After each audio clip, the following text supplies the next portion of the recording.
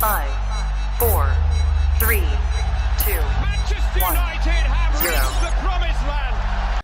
Well then, good morning everybody. How are we all doing? Sam here, live on United People's TV. It is Wednesday the 22nd of June. How are we all doing? I'm feeling pretty chipper this morning because I tell you what, it feels like Manchester United's transfer window, it's starting. It's starting. I mean, it should have started a long time ago, for goodness sake.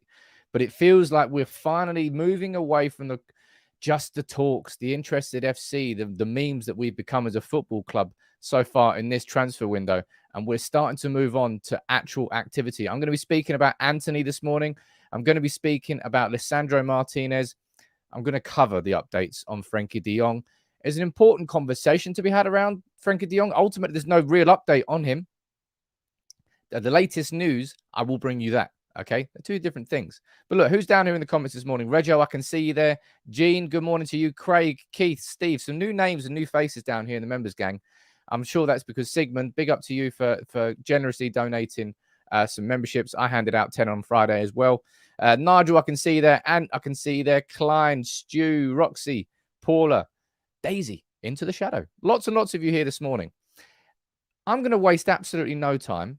I'm going to jump straight into it and talk about Antony. Now, you'll remember that I said this yesterday, and I want to clear something up here before people start pointing the finger at me, all right? Which they definitely will. I said this on the stream yesterday, and I sent this tweet out after, said, look, you wonder why United fans are angry at the transfer window. Then you see everybody talking about Antony to United being nearly done off the back of a Neil Custis report. I said, you do it to yourself, and there's no one else to blame if you're trusting and believing reports like that. Now, what I'm saying there, look, Neil Custis took it from level 1 to level 90 with the Antony story straight away. That's what I said you have to worry about. It's not nearly done. It's never been nearly done. But Manchester United are in talks with Antony. It's gone past the point of interest now. You can clearly see by the people who are reporting it, James Ducker, who I'm covering, Paul Hurst from The Times. What I'm saying to you is this is the reason why United fans probably get frustrated a lot, because they read a report like that from Neil Custis and they think all of a sudden it's 90% done. And therefore, everything else drags because you think, oh, there's only 10% to go. In reality, the media is hyping it up and getting straight to the sexy headline of a deal nearly being done. But it's not at that stage. And that's what I was trying to point out yesterday. And as I kind of did a bit of a tongue-in-cheek video yesterday, really kind of not my style, but I did one on all 100 players that we've been linked with this summer, including stuff in the fridge. I'm sure you all enjoyed that one. I couldn't. Sorry, Steph in the fridge, if you're watching. I annihilated your name. My bad. But I did that video yesterday because I felt like it was appropriate. I felt like it sort of summed up the frustration that we've all got so far this morning. But look, let's talk about Antony and let's talk about Martinez. Let's get straight into all of the actual transfer news. And I'll tell you one thing, you're not wrong here when it comes to Ajax and what's happening to them this summer. I mean, they expect it, but what could be happening to Ajax this summer is far more than I think they ever would have anticipated. And I tell you what, in the talking point we're going to have in a couple of minutes' time, is something that United really, really have to consider when it comes to the bids we're going to be making, by the looks of it, for Antony and Martinez. So James Ducker from The Telegraph, what I'll do for the next couple of minutes, ladies and gents, I'll run through the news and then I'll head back down to the comments, all right? I said Manchester United are in talks over a potential move for Ajax's Antony. Brazilian forward had a successful spell under Erik Ten Hag in Amsterdam and is expected to leave the Dutch Giants this summer. We go down and see what James Ducker is saying, right? Let's zoom in so you can see it properly. So Manchester United have held talks over a potential move for Antony, but are waiting for a breakthrough in negotiations with de Jong before we go and we advance that.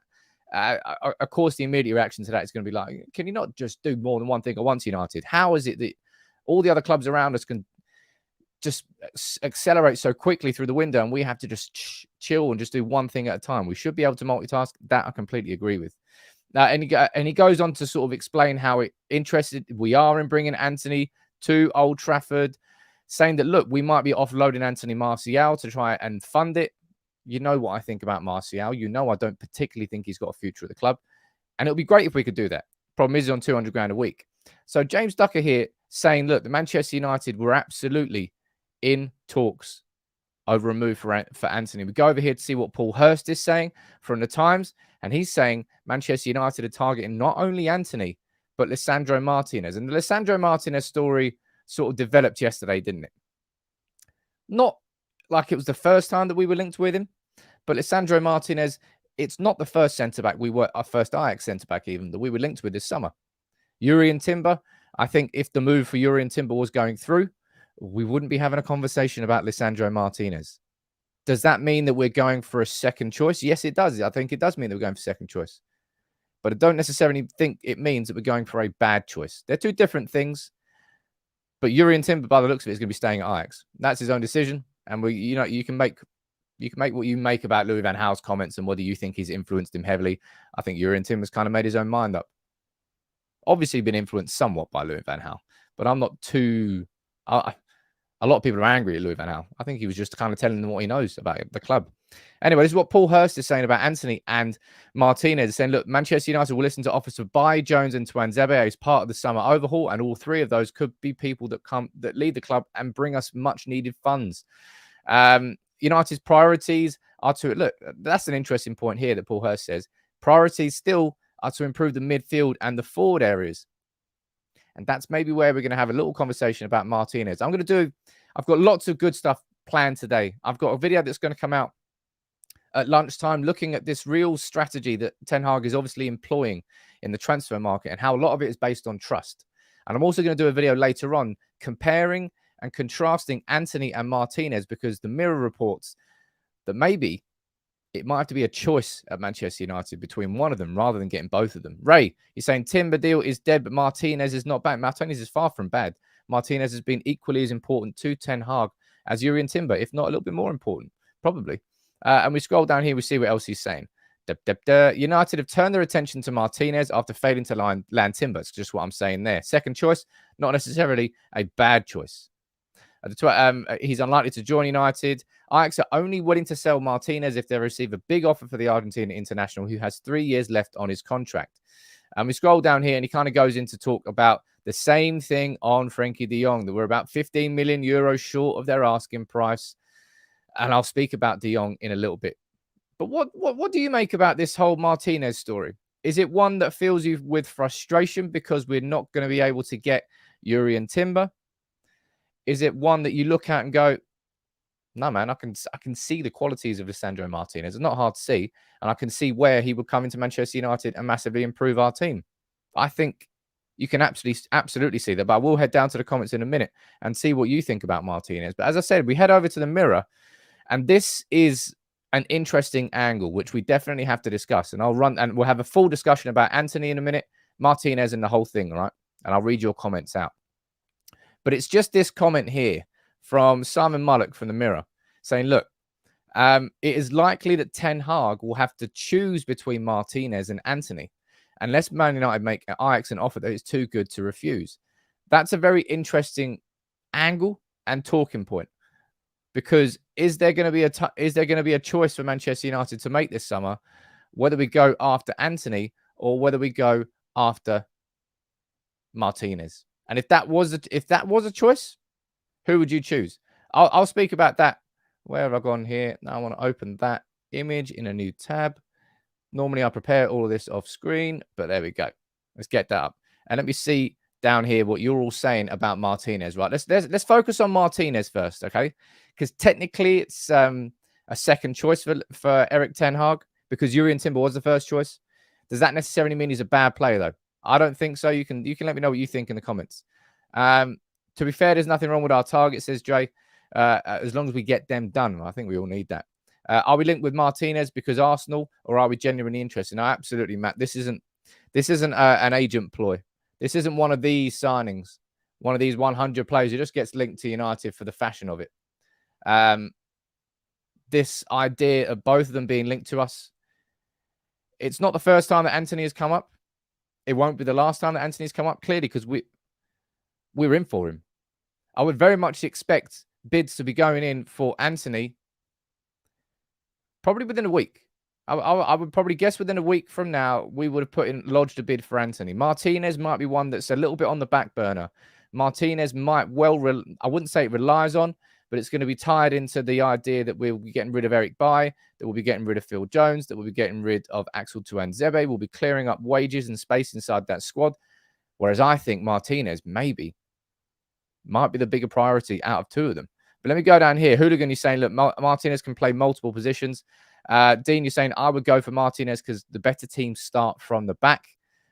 40, you're saying, I think we're linked to Martinez just because he's from Ajax. No, I disagree completely.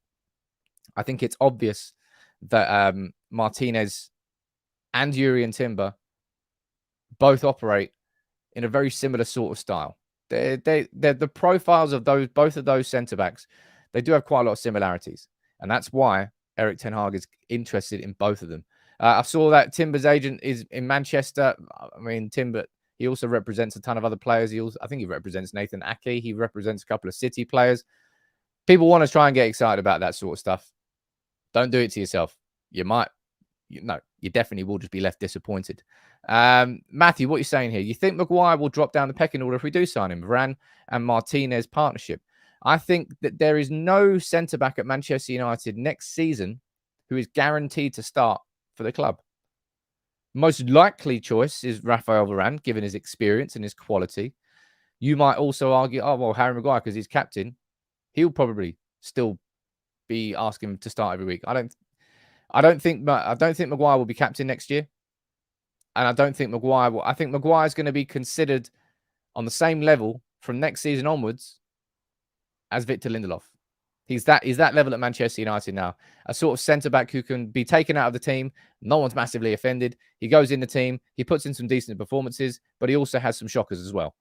That's where Harry Maguire could and should be as a Manchester United centre-back for next season. And I hope that next season onwards, he has one more season, then he's sold. Simple as that. Gungshin, I see they're supporting the channel as always, man. Big up to you, my friend. You're saying it's frustrating that United seem incapable of working on more than one deal at once. But the main thing for me is that we get players who fit in the profile for what Erik ten Hag wants in his system. Midfield surely has to be the priority. Absolutely, midfield has been the priority for Erik ten Hag. And I've got some really good content ideas for things I want to do. Because I think what's become abundantly obvious this summer is that Erik ten Hag is not interested in signing a defensive midfielder per se. Someone whose profile really fits that number 6 role, the sort who can play at the bottom of a midfield triangle and really just dominate that position himself. I think it's kind of obvious that we're not in for a player like that this summer. Frustrates me. Yeah, it does. It probably frustrates quite a lot of you. But that's why I want to kind of do like a look at the midfield, because how will it work if Frenkie de Jong plays there and he doesn't have that player alongside him who's defensively minded?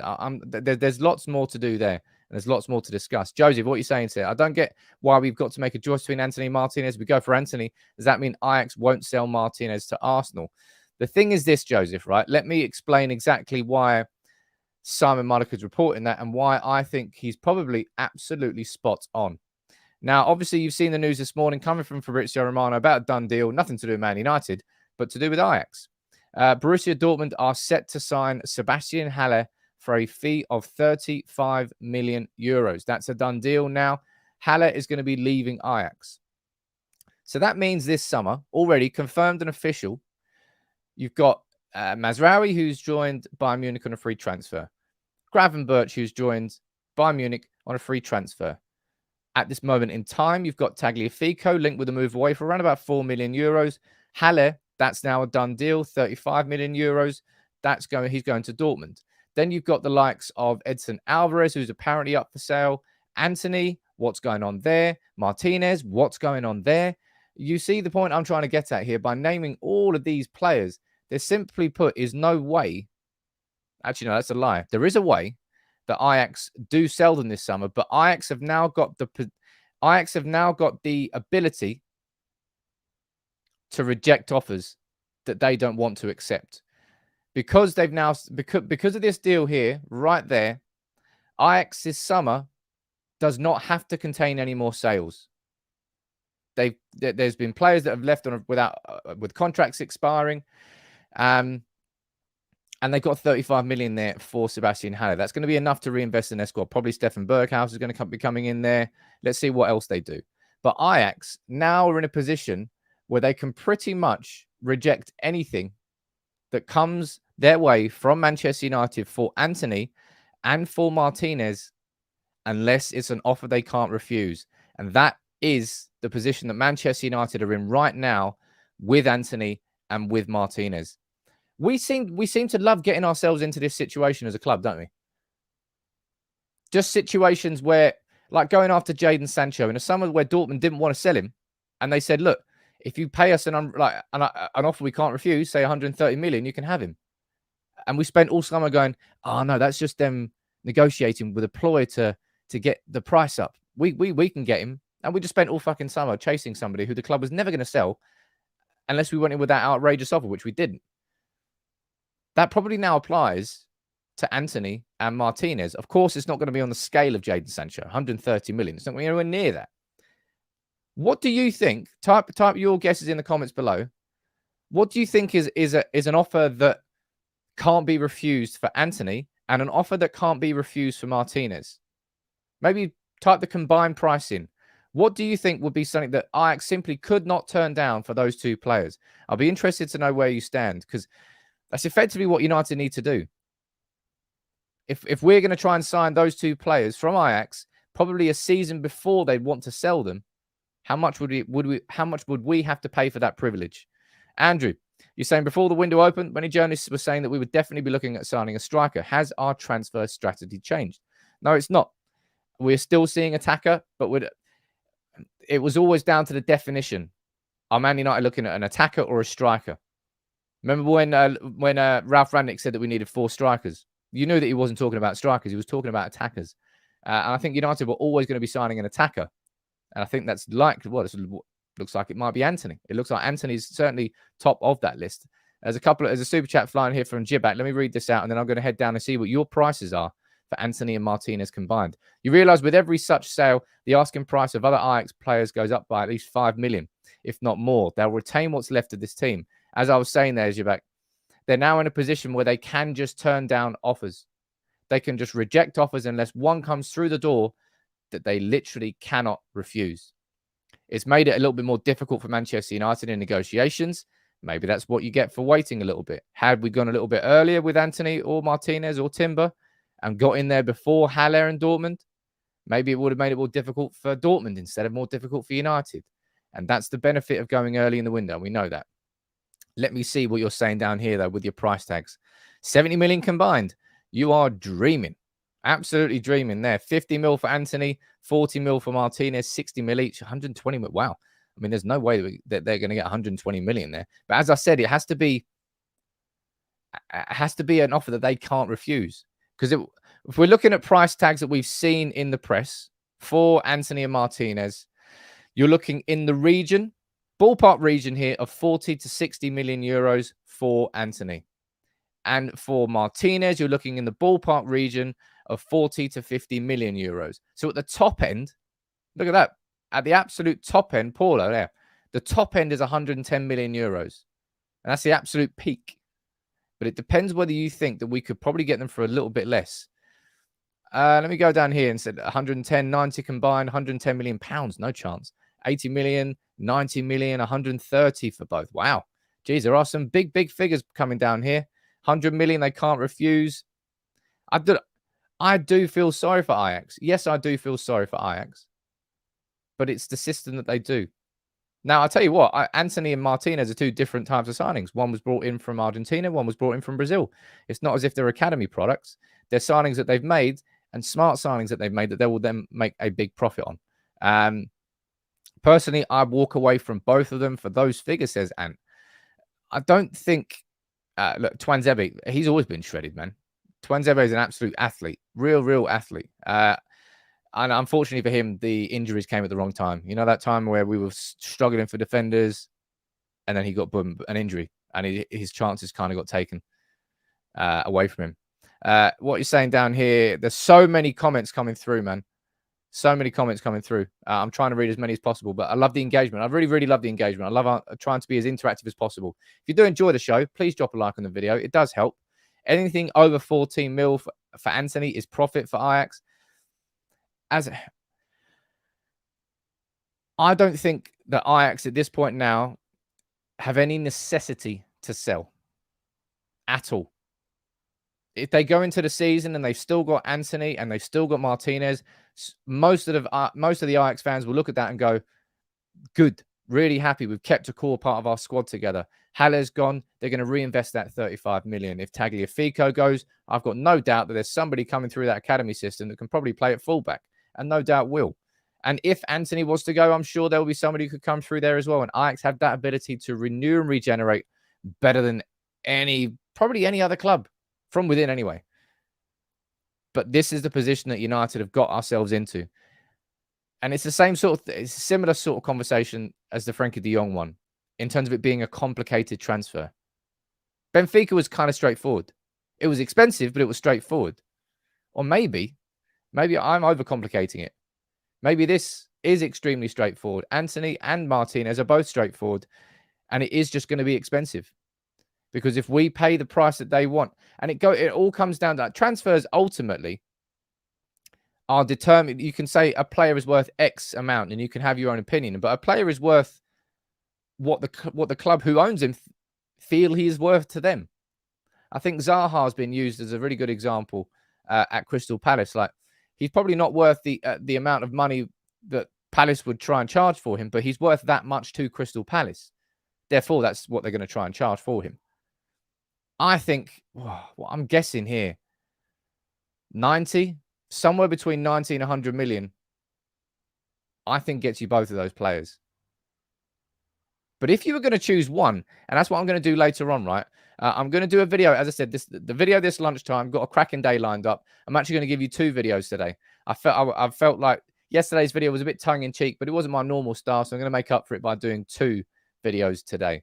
One going out at lunchtime and one will go out early evening, like 5 o'clock, just at the end of work. Perfect way to spend 10 minutes, right? And that one later on, I'm going to do one on Antony and Martinez. And this concept there from the Mirror, that if Manchester United can only sign one of them, which one would be the best signing? And I can see lots of you down here talking about Pau Torres. I think that's probably, Steve is correct there. Pau Torres, if you're looking at it, that wouldn't be somebody who Erik ten Hag came in, whacked on the table and said, that's who I want. It would have been Manchester United scouts identifying who they feel are the right types of signings and presenting them to Erik ten Hag. But that really is going to be quite an important point that I raise in the video that I bring out at lunchtime today. It seems like Manchester United's strategy, whilst not changing, has been kind of taken over by Erik ten Hag and his principles. Instead of combining it with the scouting reports that already existed, I think we're really just following Erik ten Hag. Now, you can let me know whether you think that's danger. 80 million plus Chong for both. Look at that. Don't know what's going on with Chong. I think he'll probably be in pre-season. Tommy, you're saying nothing to lose. Delo, Axel, Mengi, and Fernandez. I don't know what you're talking about there, my friend. Nothing to lose with all of them. I mean, I don't really know what you mean at all. Sorry. We should just buy Antony and leave Martinez out. 45 mil for Antony, 25 for Martinez. You're a bit lucky there. You'd definitely be fortunate. Let me see what else has been said down here. Kural, you're saying, no matter who we go after, are those players interested in joining Erik ten Hag at United? You see what happened with Timber. Timber was a different player in a position. If the Winter World Cup didn't exist, he'd probably already be a Manchester United player. He's just got his eyes on that World Cup, which is coming up immediately, and he's looking at his short-term future rather than his long-term future right now. Now, you can decide amongst yourself whether you think that's the right or the wrong thing to do, but that's why he made that decision. Bjorn is saying, do we really need more strikers? Why not go for midfield, strengthening, and central midfield? I mean, there's no doubt that we need improvements in attack. We know that Ronaldo on his own is going to struggle next year, man. He will. He's 37. He'll be 38 next year. He can't play every week. It just depends whether you think we need a striker or an attacker. I always looked at Nkunku as that versatile player who could play behind the striker, who could play centrally, naturally, and can also play on the right-hand side. And I still stand by the fact that it would probably be a better signing for Manchester United than Antony. But at 75 to 100 million, we've been outpriced for Nkunku.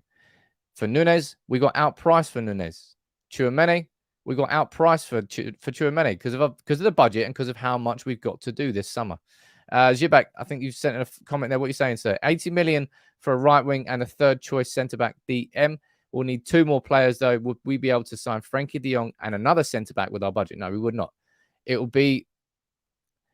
Look, if you're looking at Frenkie de Jong, I'll speak about the update on Frenkie de Jong now. As I said, there's not much movement on the Frenkie de Jong situation, but this is the latest from Fabrizio Romano yesterday, saying that we're still in direct talks and conversations. I don't know whether he's done a typo there and done 86 million, or whether it's just gone up 1 million euros, like we're dealing with some sort of Tony Soprano that's just going to add interest every single week that we delay it. But the point he raises there, this, I think, we haven't really discussed that too much, if I'm being completely honest. With Frenkie de Jong, with Barcelona, that's what we all want to see. We all want to see Frenkie de Jong standing there smiling with the shirt, holding it up. Oh, I see what you mean now, Tommy. Yeah, that you're saying that as a back four. I mean, not in a million years. I mean, where's Varane? Fernandes, I want to see Fernandes coming through. But yeah, that's an under 23s starting 11, not a Premier League starting 11. Let's not go crazy here, people. I know that the academy can be great and bring through players, but let's not just suggest an entire back 5 like that. That's outrageous. But Frenkie de Jong and what Fabrizio Romano is saying there, Barcelona want the full fee guaranteed. That, I think, is playing, and this is what I mean. Manchester United just somehow get themselves involved in these sorts of transfer situations, which are just confusing and complicated because of that current situation at Barca. Any player that they sell, if they were to sell Frenkie tomorrow for 100 million euros, full cash, done, they would only be able to spend 33 million euros on new signings. They would only be able to spend a third of his wages on new wages. That's the salary cap rule. And that's to create sustainability and to make sure that clubs don't just settle their players and spend all their money again and be stuck in the same debt as they were before. So I think that's definitely part of this situation. Obviously, United are trying to undercut what Barcelona want in terms of the fee, but also in terms of how much we're offering straight up. That, I think, is a problem that I don't know how we get around. Well, I know how we get around it. We pay more up front. But that's what Rob Dawson from ESPN is saying as well, saying that Barcelona have blamed La Liga's strict financial rules for their tough negotiating stance on Frenkie de Jong. He's saying that Old Trafford bosses are demanding that the size of the fee reflects the fact Barca want to offload the player, but sources have been told that the Spanish giants have insisted their hands are tied.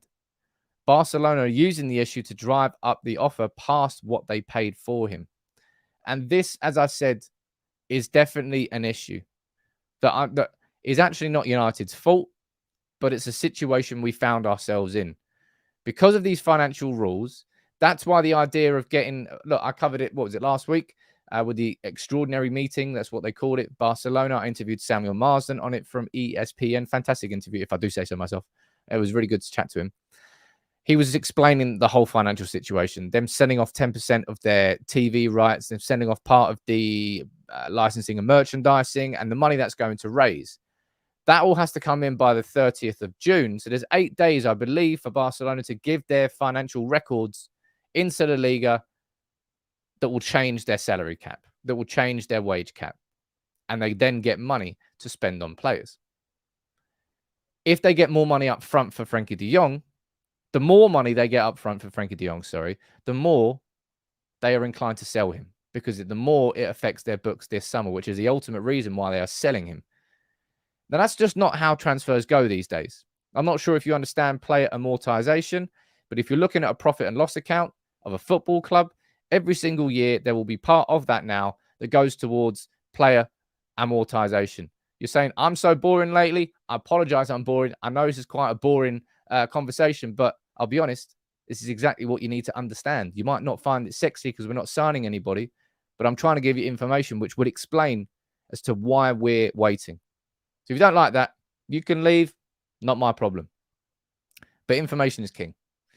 So as I was trying to say, before I got called boring, apologies about that, the player amortization every single year. So it's like, I don't know, who did we sign? Paul Pogba. We didn't pay 92 million up front for Paul Pogba.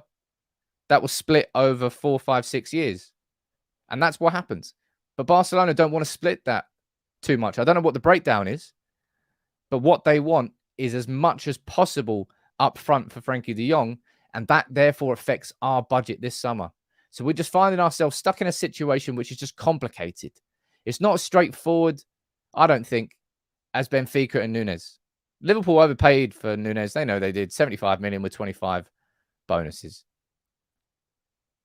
That doesn't mean that they paid 75 million in one summer, though. And Benfica would be completely happy for that to be paid over the next 6 years in installments. But Barca want more up front for De Jong. And that, I think, is being a bit of a... That's the bastard in this situation. I don't think it's... I've said to you, 15 million in the grand scheme of things is not a massive gap. It's not a massive gap that Manchester United should be able to close. And I'm still pretty determined that we will. And I think we will. I think we will sign Frenkie de Jong. I'm not guaranteeing it, but I'll be so surprised at this point if we don't. I really do. Because of how important he is to the... He's more than a midfielder for Ten Hag and the system he's building, right? But I don't know when this breakthrough is going to come. I have no idea when this breakthrough is going to come anymore. And I really appreciate that you're just as fucking bored as I am. We all are. But that's what happens when you get involved in these sorts of negotiations. And I tell you what, United are good at finding them. We really are good at finding them. Paul, what you're saying down here, just get De Jong and Rafinha with Martial as bait. I mean, who's gobbling on Martial as bait? Nobody. 200 grand a week, failed loan spell at Sevilla. We're going to struggle to offload him, man. We really are. That's what happens when you give players like him contracts that they do not deserve. Simply put. Why are we wasting so much time on Frenkie de Jong, George? It's obvious because he really is a transformative signing. Debattery, you're saying that's not amortization. I guess amortization is splitting up the value of an asset over the life cycle of the asset. I thought that's what I was... Maybe I'm not explaining it completely properly, and my definition of the word amortization is a little bit wrong, but it's that same concept. It's the idea of splitting the payments over a fixed period of 5, 6 years rather than all up front. It's just what happens in transfers these days. You might see 100 million for Lukaku, but Chelsea wouldn't have paid 100 million in one big lump sum to Inter. They would be paying it over a number of years. Cliff, you sent a super chat there, buddy. We haven't said anything, so I can't read anything. And let me see what else you're saying down here in the comments. Jonathan, what are you saying, sir? We will sign De Jong, definitely. I think we're trying to correct a wrong precedence that has been set in the past. It's just... I can't put my finger on it anymore. As I've maintained from the start of the window, I think we're all going to be happy once this window is over with the signings that we've made. But the ins and outs of it, it's like we're all part of the deal. Like we're all sitting there. We're trying to, what about this? What about that? Go forward with like 4% more and then go this and offer them 3 million. It feels like we're part of the negotiation process. We're not, but we're watching it unfold in front of our eyes. And it is frustrating. I know it is.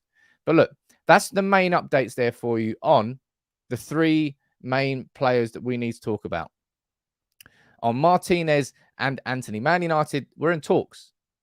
Now, you might be annoyed at Talks FC, but as I said to you yesterday, don't believe reports that are going there and saying that the deal's nearly done, because the deal's not nearly done. The deal was certainly on the table, right? And the Antony situation, you got James Ducker saying, look, Manchester United, they just want to hold back until we get a little bit further in the Frenkie de Jong situation. That's something more factual to get annoyed about, is the fact that Manchester United can't seem to do more than one thing at once. And that's one thing that really does annoy me about this club. But Antony, it's not a nearly done deal, but we're hearing that a bid should be going. I reckon a bid will be going in within the space of a week. That's my estimation. And that's not me being in the know. I'm not in the know. That's just what my gut instinct is telling me. Tony, you sent a super sticker. Thank you very much, buddy. Alexander, you sent a super chat, but again, you haven't left anything there. So I can't say anything. Sigmund, you're saying, look, thank you very much, buddy. Saying, I love how calm and consistent this channel is. Look, thank you very much, buddy. I try to be as much as possible, but trust me, I'm as pissed off as all of you. I really am. I might be able to sort of contain it and hold a conversation at the same time, but I just want to see United. I want to see players holding up United shirts. I want to start getting a buzz about next season. I want to start getting a buzz about what our starting 11 is going to be, how our football is going to change. I just want to talk about the football. I just want to talk about seeing this Erik ten Hag system. That's what, maybe that's part of the frustration of it all, because we know what's there. Erik ten Hag and this brilliant Ajax style of football that's going to be implemented into a system at Manchester United. And for years, we've just chopped and changed and been counter-attacking and not counter-attacking and 5-3-2 and 4-4-2. And you're like, what is this team we're watching?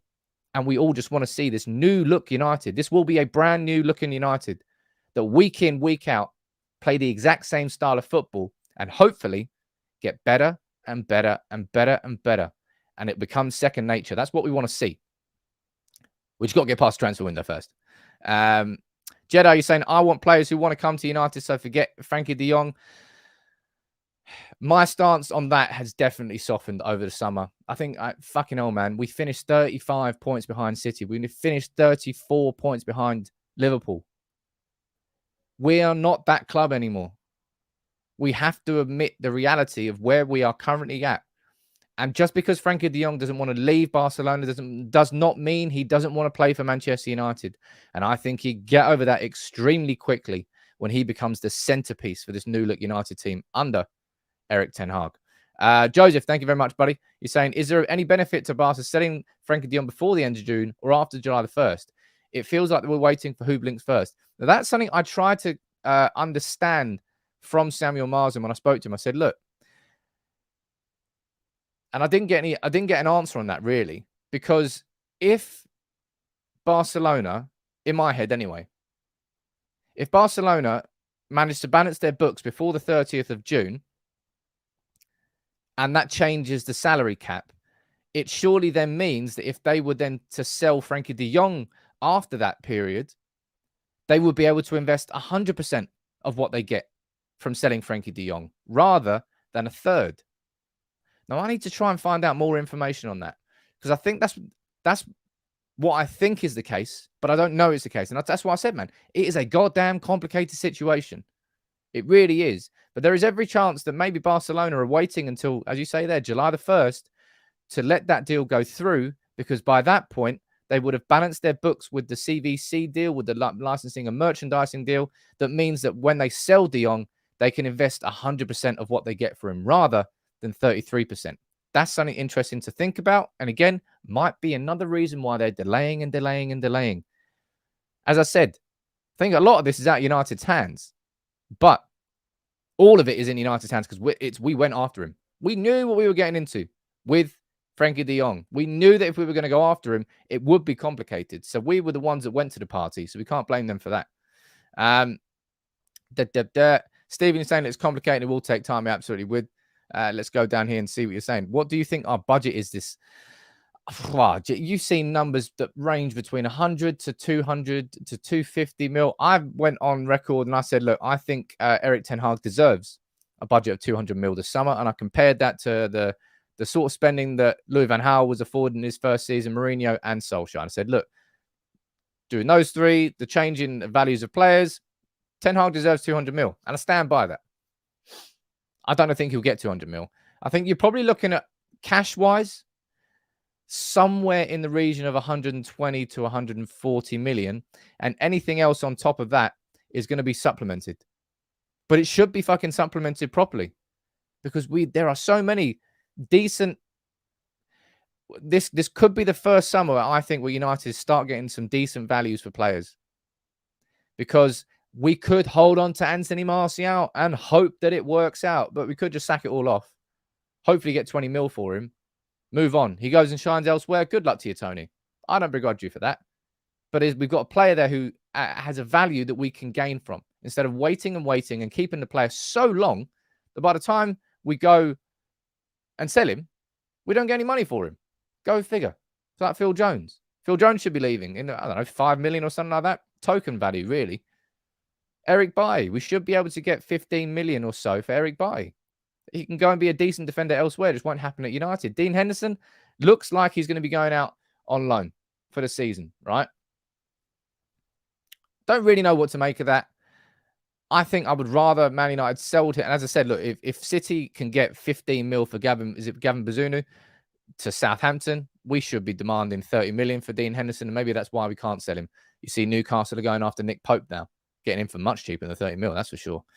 Something that happened yesterday, which I found quite curious, is this meeting here between Richard Arnold and David Gill. Now, of course, David Gill, the mastermind alongside Fergie, those two worked as a great Batman and Robin partnership for a long, long time at Manchester United. And I tell you what, after the events that unfolded, I think Richard Arnold is just going to be sitting there having a conversation saying, what's your reaction?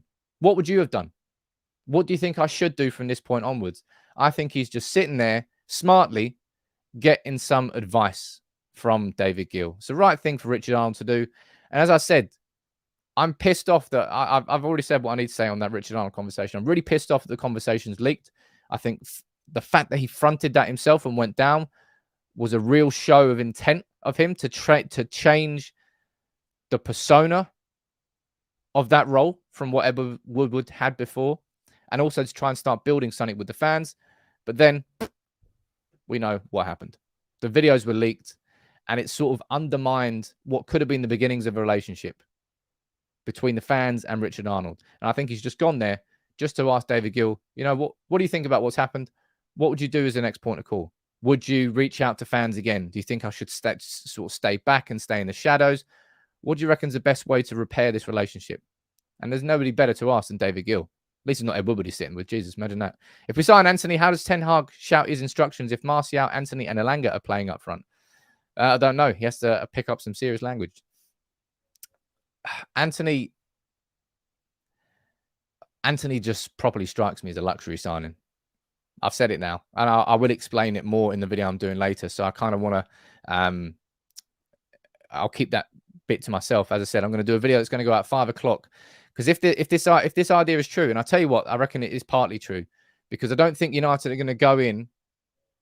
I don't think so, with two unrefusable offers for Martinez and Antony. Just the way we do, the way we operate, the way we do things. I don't particularly think. I think we might choose. I really think we might choose. Conversation here saying you're not pissed the recording leak because it's the only way you know what was talked about. You massively underestimate what I consider important. What do I consider important? A video that I can do, or Manchester United as a football club modernizing and operating properly. It's a very cynical way to look at things if you think I would rather have a video. I told you it's a short-term, short-sighted gain that came from releasing those videos. All we needed was a photo. The photo would have proved that conversation happened, and then I would have hopefully spoken to one or two of the guys from the 1958 to find out a little bit about what was going on.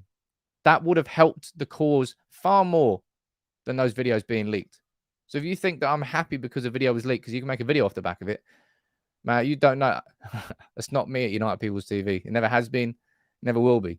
Of course, I made a video off the back of it because the conversation happened, but I'd much rather that kept behind closed doors.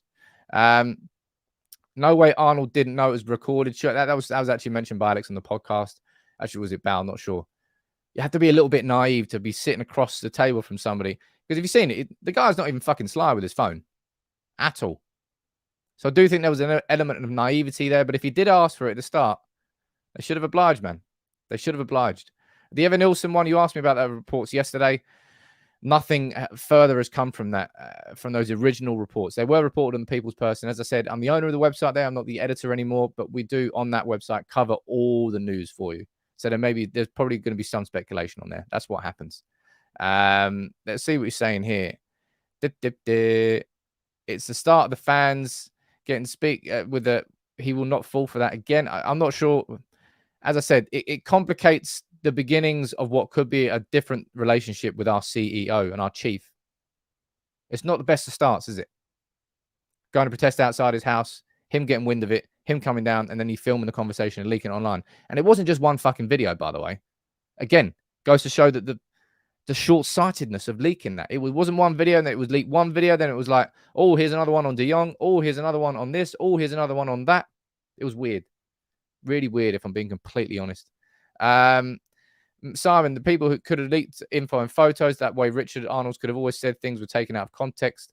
Of course, as I said, you can look at it. You can look at that information how you want, and you can have your own interpretation on that leak. In my opinion, It was a very short-sighted thing to do. And you're saying, look, no matter which way we spin this, I'm worried the insistence on focusing on Ajax players almost exclusively. And that is definitely a talking point that maybe I need to have in a video tomorrow. Steve, Hawk, I know down there in the comments, you'll love that as a conversation point, but maybe you can point to other system managers that when they came into to their club, City and Liverpool respectively, that they didn't just go and try and raid the club that they left. Maybe that's a talking point that we need to have, right? Let's have a look. Let me see what else you're saying down here in the comments. Look, I'll answer as many of your questions and comments for the next 3-4 minutes as possible, and I'll quickly now give a 1-minute roundup of everything that I've spoken about this morning. We started off with the news here from James Ducker from The Telegraph that Manchester United are definitely in talks over a move for Antony. And we went over here to look at Paul Hurst, and he was saying that, we're definitely in talks as well with Antony, and it's Lisandro Martinez being identified by Erik Ten Hag as well. We had a little conversation about Antony and Martinez. As I said, we went and we took a look at the article from the Mirror that suggested that maybe Man United are going to have to choose between either Martinez or Antony, given that Ajax don't necessarily need to sell both of them this summer. And then we ran through the little minor updates on Frenkie de Jong. It's still at the same stage, and we know it is. That's just the truth. And then we sort of had a conversation about how Dortmund buying Haller, that now means that Ajax are in a position where they don't really need to sell. As I said, we had a conversation there about Richard Arnold and David Gill. Let's have a look down here and see what we're saying. Thank you very much, Mark. I really, as I said, I appreciate all the comments that you all send in, whether you're on Facebook, whether on YouTube or anything. Oh, by the way, I need to look into it, but I think Facebook have enabled Facebook stars. I think Facebook stars are very similar to a super chat on YouTube. So if you can, and you've got any stars, send them in and I'll take a look at it later. I need to try and figure out exactly what they are and what you can get for it. And then I'll speak about it further down the line. But Facebook just emailed me, so I thought I'd let you know. Of course, we can understand why we're getting frustrated, for sure. There was a comment there from Sigmund which caught my eye. Let me see where that was. I've got to say I'm genuinely buoyed by Arnold meeting. Gill doesn't have the ego of Woodward, willing to listen and talk. I'll tell you, he really came across very well in that interview. Some people are so cynical that they go, you can't believe a word he's saying. He's scripted the whole conversation. Like, fucking hell, he's not that much of a genius. Scripted an hour-and-a-half conversation.